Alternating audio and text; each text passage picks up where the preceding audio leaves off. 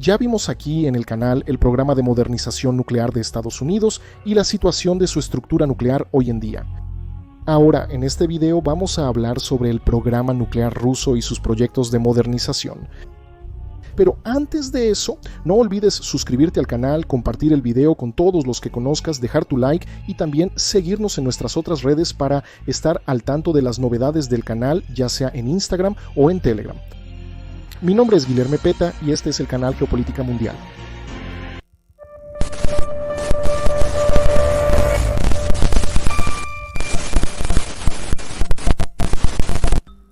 Te guste o no Rusia, necesitas entender que el estatus de Rusia como una gran potencia desde 1949 hasta hoy es una variable en la ecuación de la geopolítica mundial.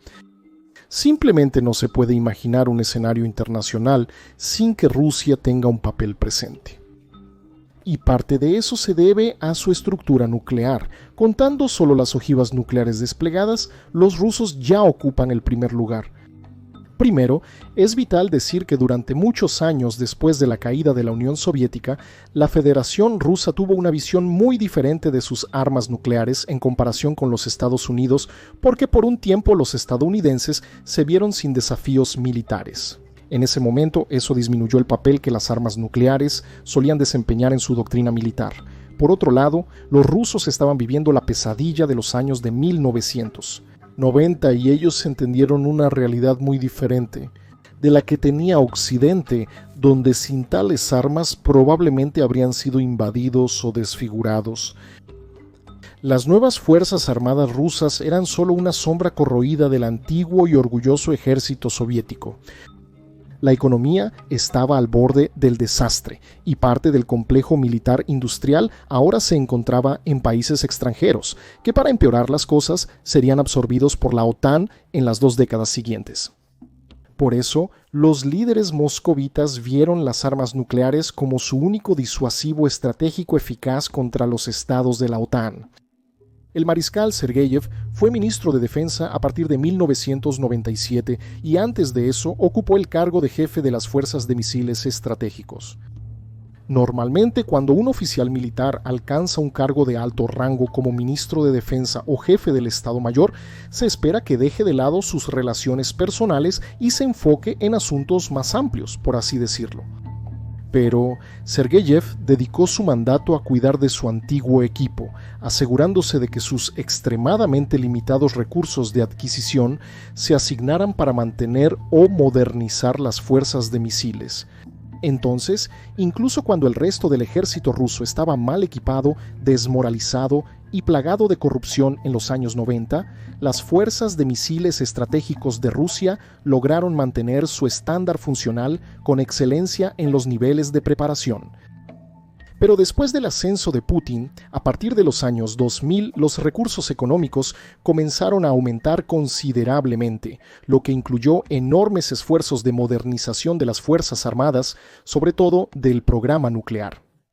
Y eso se tradujo en el hecho de que Rusia posee uno de los arsenales nucleares más diversos y extensos del mundo. De acuerdo con la Federación de Científicos Americanos, considerando las ojivas desplegadas o en reserva, pero excluyendo aquellas que han sido completamente desactivadas o que están esperando ser desmanteladas, Rusia tendría aproximadamente 321 lanzadores de misiles balísticos intercontinentales, con cerca de 834 ojivas ya desplegadas, siendo que cerca de la mitad de estos lanzadores forman parte del sistema móvil YARS. En el mar, los rusos tienen 11 submarinos nucleares con capacidad misiles balísticos lanzados desde submarinos o misiles balísticos lanzados desde submarinos. Y todavía cuentan con un suministro de armas nucleares para su fuerza aérea estratégica y táctica, además de misiles para una variedad de otras fuerzas, incluyendo la defensa aérea. En teoría, existen torpedos nucleares, armas antisubmarinas nucleares, misiles antibuque nucleares y misiles antibalísticos nucleares, que serían misiles nucleares para derribar otros misiles nucleares de posibles agresores. Y hoy se estima que Rusia posee 1.816 ojivas en capacidad de uso inmediato, 2.815 en reserva y 1.400 retiradas.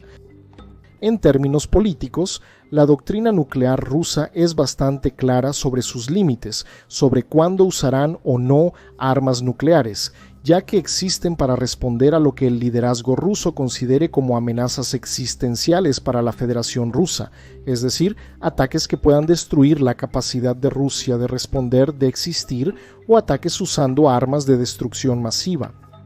Este programa nuclear ruso fue diseñado pensando, de hecho, en una guerra nuclear adaptado a partir del pensamiento soviético. Las armas de nivel táctico están presentes en grandes cantidades y existen versiones adaptadas para cada situación de nivel táctico que puedas imaginar, ya sea para cazar submarinos o detonar un espacio aéreo donde se sospeche que hay una aeronave invisible al radar. Eso es muy interesante porque mientras vimos que hay relativa escasez de material para combates convencionales en la guerra de Ucrania entre las tropas rusas, con soldados que no tienen miras ópticas o sus tanques y cazas de próxima generación quedándose en la retaguardia lejos del frente, por otro lado tienes algunas bombas nucleares tácticas para aviación en gran cantidad. Y fuentes como la Corporación Hand o la Federación de Científicos Americanos o incluso otros think tanks e incluso informes de agencias estatales de países occidentales dejan bastante claro que la capacidad nuclear rusa es bastante efectiva y está en niveles de altísima capacidad operativa. A diferencia de la gente que es anti-Rusia, que se la pasa repitiendo todo el tiempo que las capacidades nucleares rusas podrían no ser efectivas o funcionales, ya sea porque las armas nucleares no funcionarían o porque habría problemas en el sistema de entrega o con la funcionalidad de las ojivas. Entonces vamos a dejarlo bastante claro, a pesar de que ellos digan eso y lo repitan frecuentemente. No hay ninguna, vamos a dejarlo muy claro, no hay absolutamente ninguna prueba, evidencia, sospecha o siquiera el mínimo indicio que respalde esa teoría de que la capacidad de guerra nuclear de Rusia no sería funcional. Todos los informes de agencias de inteligencia privadas y gubernamentales indican que el sistema de guerra nuclear de Rusia es bastante efectivo y está funcional. Esto se debe al motivo que mencioné. El programa nuclear ruso fue el único sistema que Moscú mantuvo como prioritario incluso durante los pésimos años de 1990. Mientras las fuerzas convencionales estaban desmoronando y canibalizando, el programa nuclear no. Las fuentes que teorizan sobre esta supuesta situación de calamidad del programa nuclear ruso son youtubers sin conocimiento técnico, ya sea en programas nucleares, en geopolítica, en doctrina rusa, en defensa y seguridad o en cualquier otra cosa relacionada con esto, y no las principales agencias de inteligencia y think tanks del mundo que utilizan fuentes reales. Así que afirmaciones de este tipo, sin pruebas contundentes, deben ser ignoradas sumariamente. A pesar de casos documentados de explosiones y accidentes en submarinos o relatos de exoficiales de misiles nucleares que describen misiles llegando a los silos en condiciones no operativas, son relatos que o no han sido verificados, y de hecho tengo que admitir que sería imposible que esto fuera verificado, o han sido negados por oficiales de inteligencia de los propios gobiernos occidentales, o al menos minimizados en su impacto, porque simplemente cuando tenemos una fuerza de varios miles de ojivas, hay una gran diferencia entre que una parte de la fuerza no esté defectuosa y que la mayoría o toda la fuerza no sea funcional todo el tiempo, y como viste en el video anterior, la situación de las instalaciones nucleares estadounidenses es grave, y eso es algo debidamente comprobado por documentación. Por eso, si estamos hablando de que el 50% de la capacidad nuclear rusa esté fuera de condiciones funcionales, y créeme, probablemente ni siquiera se acerque remotamente a un número tan alto, aún tendríamos 900 ojivas nucleares funcionales capaces de aniquilar la mayor parte de la infraestructura de los países de la OTAN. Y recordando, como dije, 50% es un número muy optimista, incluso para los analistas más antirrusos y pro-occidente. Históricamente, la Unión Soviética tuvo un pico de 40.000 ojivas en 1986. Eso significa que si Rusia intenta mantener solo el 10% de eso, todavía tendríamos una cantidad absurda de ojivas nucleares. Entonces no es algo que deba subestimarse, porque como dije, esa fue la prioridad de las Fuerzas Armadas rusas, y aunque argumentes que se hizo notorio que las Fuerzas Armadas rusas no eran tan efectivas como se pensaba porque en la guerra de Ucrania quedó claro que hay problemas de corrupción, organización y coordinación que afectan la capacidad efectiva de hacer la guerra de Rusia. Aún así, hay que admitir que todavía fueron capaces y funcionales para mantener las operaciones defensivas y realizar operaciones de contraataque. En términos de producción y mantenimiento de las ojivas, la situación rusa puede, irónicamente, ser menos preocupante que la de las ojivas estadounidenses. Y la razón de esto es porque la capacidad de producción soviética era tan exageradamente grande en el ámbito nuclear que, incluso si esa capacidad productiva ha caído, todavía sería enorme. Por otro lado, hay un problema serio para los rusos. En el video anterior mencioné cómo varían las estimaciones sobre cuánto tiempo durarían las esferas de plutonio en un arma nuclear de Estados Unidos antes de ser reemplazadas. Entonces se acepta algo alrededor de 80 años. Pero, de acuerdo con Oleg Bukharin, del Boletín de los Científicos Atómicos, la vida media de una esfera de plutonio nuclear soviética era de entre 10 y 15 años, y otras fuentes también lo confirman. Durante el apogeo de la Guerra Fría, se estima que los soviéticos eran capaces de realizar 14.000 operaciones de ojivas por año, lo que incluía la fabricación de 4.000 nuevas ojivas, el desmantelamiento de 4.000 ojivas antiguas, y las operaciones restantes estaban relacionadas con la extensión de la vida útil y el mantenimiento de las ojivas que ya existían. Y tiempo después del fin de la Guerra Fría, eso se habría reducido drásticamente. Sin embargo, y sin embargo es importante, es que se redujo pero no se detuvo, como sucedió con Estados Unidos, Francia y el Reino Unido. Tenemos 4 instalaciones de producción significativas de ojivas soviéticas que hasta 2005 redujeron su personal de 30.000 empleados a cerca de 8.000. Es una reducción enorme, pero aún así sigue siendo un polo productivo absurdamente grande. Y la mala noticia para Occidente es que varias fuentes gubernamentales de Estados Unidos afirman que Rusia tiene una línea de producción de ojivas activa, lo que significa que están produciendo ojivas nuevas.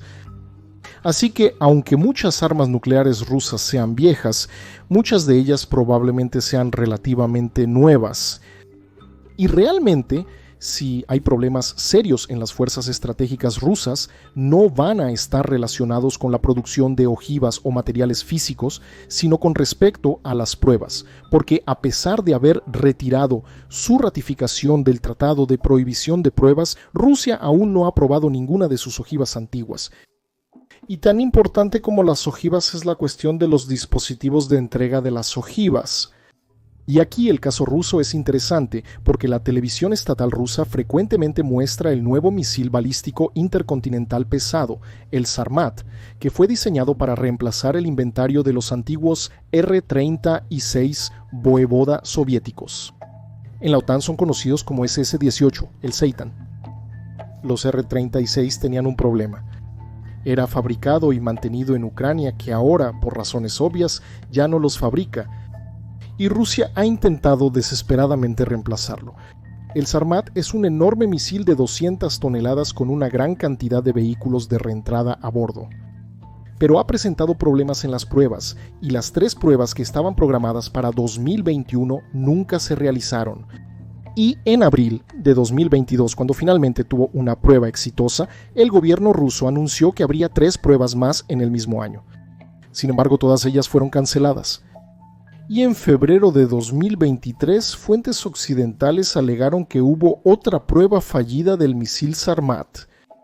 Entonces, mientras que el antiguo R-36 fue probado con éxito docenas de veces antes de entrar en servicio, el Sarmat no. Probablemente el gran problema ruso, por lo que todo indica, no está en la calidad de sus ojivas, como se divulgó falsamente, sino en la efectividad de los nuevos misiles que surgirán en un futuro próximo. Parte de ese problema es el mismo que ha estado afectando al programa espacial ruso, que es la demografía. La Agencia Espacial Rusa y la producción de misiles balísticos han tenido dificultades para reponer a los ingenieros y científicos, ya que gran parte de los equipos estaba formada por personas que trabajaban aún en la época soviética y que cada año se están jubilando sin que sean reemplazados por nuevos ingenieros y científicos jóvenes en la misma proporción en que se retiran. Esto ha tenido como consecuencia la disminución de la tasa de pruebas de misiles nucleares rusos en la última década, siendo este hecho algo que sí puede generar dudas sobre la capacidad de al menos algunos de los sistemas de entrega nuclear de Rusia, pero solo algunos y no todos. Porque la mayor parte de la modernización de los misiles balísticos intercontinentales de Rusia se enfocó en el RS-24 Yars, que básicamente es una versión de vehículo de reentrada independiente múltiple del antiguo Topol-M. Esto gana puntos por ser básicamente un derivado de un sistema antiguo comprobado como efectivo y que ha sido probado continuamente desde 2007. Hasta finales de 2024 se espera que todos los Topol-M hayan sido reemplazados por este nuevo sistema. De la misma manera, Rusia ha estado actualizando su flota de submarinos lanzadores de misiles balísticos con un nuevo diseño. Los submarinos fueron diseñados en la década de 1990, siendo el primero comisionado en 2013. Cada uno es capaz de transportar 16 de los nuevos misiles Bulava con 6 ojivas por misil. Hemos visto a los submarinos salir al mar para realizar patrullas y ya hemos observado pruebas con el misil Bulava. Y no podemos olvidar a los bombarderos estratégicos TUS-160 cuya producción será reiniciada. Es decir, Rusia está optando por reiniciar la producción de un proyecto antiguo en lugar de crear uno nuevo. Económicamente tiene más sentido, dada la situación económica de Rusia bajo sanciones y embargos, que aunque no están causando el daño esperado por Occidente, sí están causando algún daño, sobre todo en aspectos a largo plazo y que involucran tecnología. Entonces los rusos optan por jugar dentro de un entorno seguro de proyectos militares ya conocidos y efectivos, en lugar de aventurarse en nuevos proyectos que podrían costar cientos de miles de millones de dólares y no dar el resultado esperado.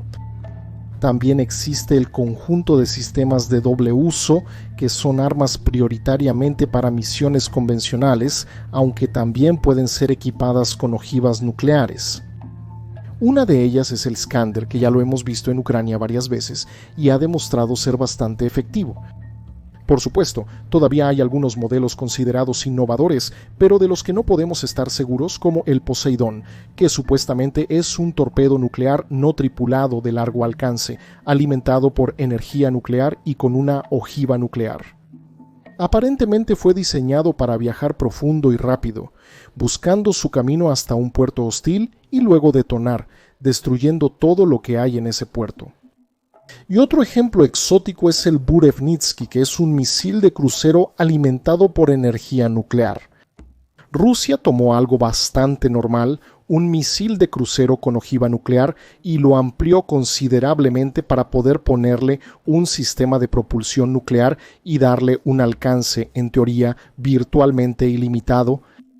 Así que, en resumen, podemos constatar que a diferencia de sus fuerzas armadas regulares, que mostraron deficiencias y problemas serios, en términos nucleares, los rusos están, por ahora, en una posición más cómoda que la de Estados Unidos. Por eso, la situación que ellos observaron en Ucrania no debe traducirse al escenario nuclear, porque son cosas diferentes con prioridades diferentes. E incluso si fueran iguales, es importante notar que, aún con deficiencias y errores, han logrado alcanzar los objetivos en los que se enfocaron después de su reorganización y retirada del cerco de Kiev al inicio del conflicto. Putin en 2018 mencionó cómo los esfuerzos de defensa de Estados Unidos han sido en el desarrollo de sistemas antimisiles. Dijo que si no hacemos algo, eventualmente eso resultará en la completa desvalorización del potencial nuclear de Rusia, lo que significa que todos nuestros misiles podrían simplemente ser interceptados. Luego dijo que Estados Unidos estaba desarrollando principalmente defensa antimisiles para lidiar con objetivos en trayectorias balísticas. Y entonces lo que haría Rusia sería desarrollar armas nucleares que no sigan una trayectoria balística para sortear esas defensas. Y de hecho eso puede observarse en los programas en desarrollo por el Departamento de Defensa de Estados Unidos, incluyendo entre esos proyectos el futuro desarrollo de armas láser que ya mencioné aquí en el canal, que aún están en fase de prototipo, pero que si llegan a ser efectivos van a desordenar el escenario geopolítico por completo. Sin embargo, ya sean los escudos antimisiles o incluso un supuesto futuro sistema láser, no serían utilizables contra los drones submarinos, por ejemplo, ni contra nuevos dispositivos que no sigan trayectorias balísticas. E incluso ignorando eso, es importante resaltar que las defensas antimisiles de Estados Unidos no existen en cantidad suficiente para interceptar todos los misiles rusos. Hasta 2021, los estadounidenses solo tenían 41 interceptores basados en tierra destinados a defender el territorio continental de Estados Unidos contra amenazas balísticas. Pero un solo interceptor basado en tierra puede llegar a tener una tasa de éxito de solo 55%. Entonces, todo el inventario de Estados Unidos de estos dispositivos podría detener menos del 10% de lo que Rusia tiene de misiles balísticos continentales. Y de nuevo, ignorando esas ojivas basadas en otros mecanismos que no es posible interceptar. Gracias a todos, en el próximo video vamos a ver el programa nuclear chino. Espero que les haya gustado, no se olviden de suscribirse al canal, de compartir el video con todos los que conocen y de seguirnos en nuestras otras redes de Instagram y Telegram para estar al tanto de las novedades del canal. Un abrazo y hasta el próximo video.